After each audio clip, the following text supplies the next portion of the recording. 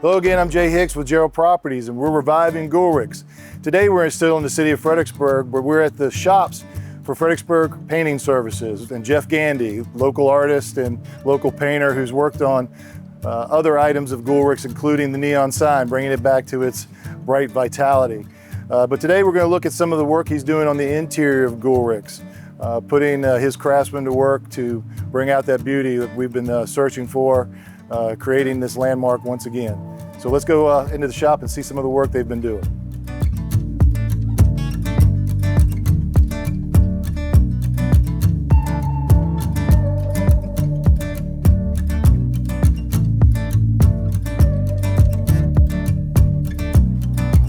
All right, we made our way inside the shops here at Fredericksburg Painting Services, and we've been joined by Jim Homan, one of the craftsmen here with Jeff. And we're looking at what I know is an interior door of Goolrick's in one of the apartments from upstairs, but it doesn't look like the last time I saw it. When we last saw it, it had some wear and tear, evidence of age, painting chipping off of it. Tell me what you guys have been looking at when you got it and what you've been doing to it. And a door of this age, it's been standing for as long as this has been painted many times. So what we usually start with is a loss of definition in the profiles when it's too heavy. You know, these profiles are all pretty simple, but sometimes this is buried in paint. So we have to strip that, and that's a pretty lengthy process. And we use a heat toaster like this, or a heat gun, or a torch, and it's usually a few cycles of heat and scraping to remove all the paint. So the heat will help loosen the paint. It'll help pull it off, and then the scraping is the last part, and we take it right down to the wood. Well, no, the heat, I mean, you heat it up a section and then you work your tool, whether it's a push chisel or a scraper like that, till you get it down to this state. We get down to the bare wood, and you've told us earlier this was some sort of soft wood. It's an old wood, so it's hard to tell exactly what it is. It's hard to tell exactly. It's but typical of what we'd find in Virginia for an interior door. Mm-hmm. Right? Yeah. All right, so what I asked you earlier, was this a wood panel? And no, you reminded me that it was actually glass in here. Yes. And are there some unique features to this particular door you could show us and how this was made? Yes, it's that the builders did not. It's different than any door I've ever seen. Like this door on leaning up here, you can see there's no profile, there's no sticking. So there's just a seat it's flat for the right glass. Here, and it seems like it's an easy place to put a pane of glass in. Typically, with any pane of glass or any lights in a door or window or a door, you have sticking when you lay the glass in, and then you either put the profile of wood in it or you glazing. Use glazing. I mean, that's typical. Right. This door is really weird because both sides of these pieces, these rails, were milled. These are one piece of wood. Yeah. Okay.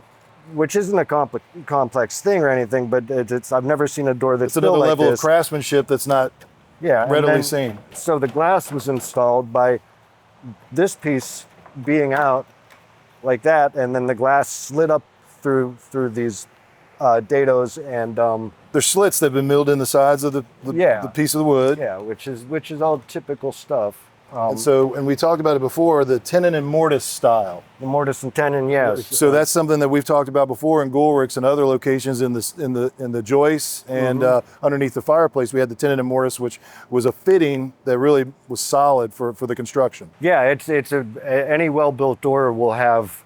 Not that this isn't a well-built door, but sometimes there's a mortise is a tongue on this piece of wood that's profiled to fit inside a mortise on this into this piece. Sometimes with older, heavier doors, the mortise goes all the way to the end, and you can see it on the end, and you find that with shutters and things like that as well. This door is an odd construction for a door. But very well made. Yes, odd in a great way. It's oddly thin as well. Okay. Even as an interior door. So it's kind of a weird one. All right. But it's nice. So now we've got it scraped, and we're revealing some of the imperfections. I pointed out what you assess, I think, properly as some dog scratching, pet scratching. That looks like a long time. Somebody wanted to go outside. A lot of work, yeah. Yep. We've got old door handle, and then of course we've got hinges and things of that nature. What are you going to do to address those issues? Well, the first thing, what you got to do after you get it stripped is assess that the overall construction and see how the joints are holding up and see how much water it's taken in. Typically with old doors, even new doors, they never, the bottom edge of the wood is never sealed, so it just is Sucks a up the straw. moisture. It Just takes sucks- up moisture, sucks it it up. sloughs the paint off, and it also rots. So I deal a lot with, where I have to replace sections of it. Bottom portion of the door. Yeah. Yeah. So we'll do that. So we'll make an assessment. We'll find out how deep the rot is, how soft the wood is, and then we repair it with an epoxy, a 2-part.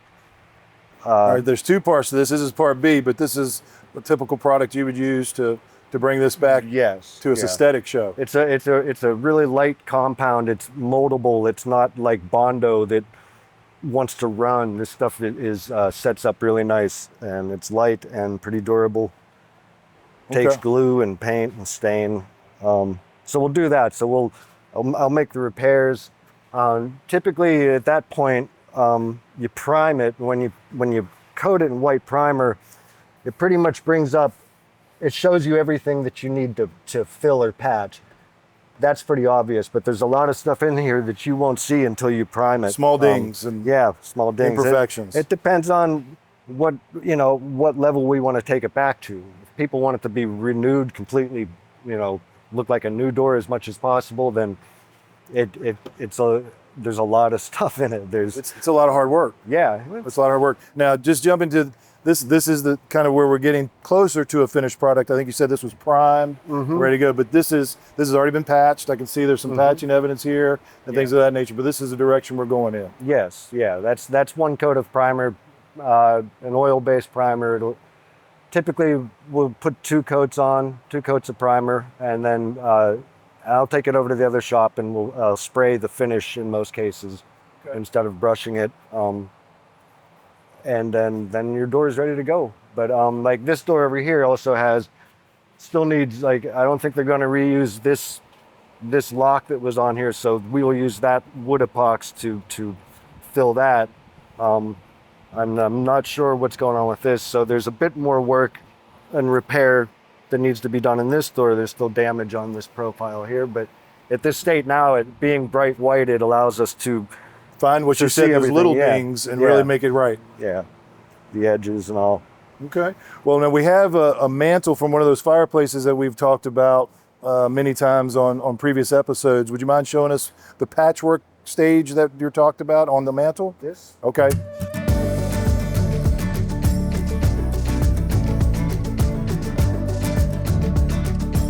Okay, Jim, so this is the mantle that I was talking about, and we can see all the polka dots all over it, all the splotches all over it. What are those?